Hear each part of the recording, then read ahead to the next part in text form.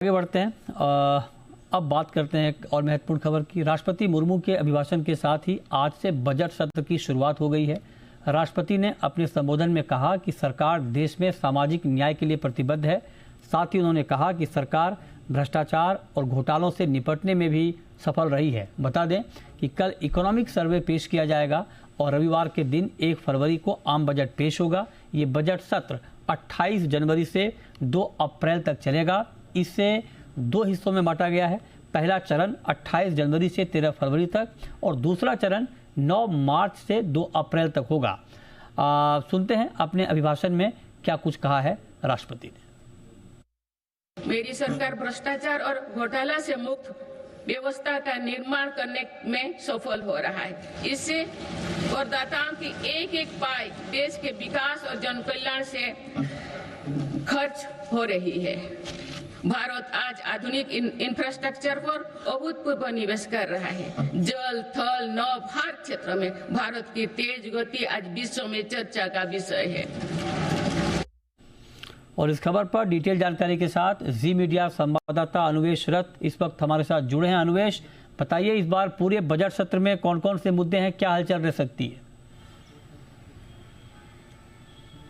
जी मृत्युंजय, आज बजट सत्र का शुरुआत हो गया। राष्ट्रपति द्रौपदी मुर्मू ने अपने अधिवेशन में अलग अलग चीज़ें बताई। इकोनॉमिक्स की बात अगर करें, उन्होंने ये बताया आज के डेट में लगभग 25 करोड़ लोगों को गरीबी रेखा से बाहर निकाला गया है। इसी के साथ साथ लगभग 95 करोड़ लोगों को गरीबी से डायरेक्ट जो डायरेक्ट बेनिफिट्स होते हैं सरकार के, वो मिल रहे हैं।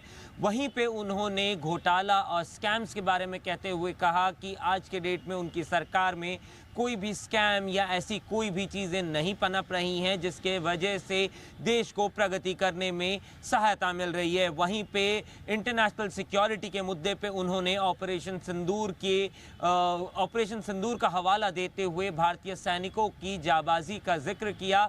वहीं पे इंटरनल सिक्योरिटी के मामले में उन्होंने जिस तरीके से नक्सलवादियों से लड़ा गया, 200 से अधिक नक्सलवादियों को उन्होंने सरेंडर किया और वो मुख्य धारा में जुड़ गए हैं, उसके बारे में भी कहा। वहीं पे कल जिस तरीके से इकोनॉमिक सर्वे पेश किया जाएगा और उसके बाद 1 फरवरी को finance minister Nirmala Sitharaman budget पेश करेंगी। ये बजट सत्र को अगर पूरी तरीके से देखा जाए तो 2 भागों में विभाजित किया गया है। पहला भाग जो 28 जनवरी से शुरू हो के 12 फरवरी तक चलेगा, वहीं पे दूसरा सत्र अप्रैल के शुरुआती दिनों पे 2 तारीख को ख़त्म हो जाएगा।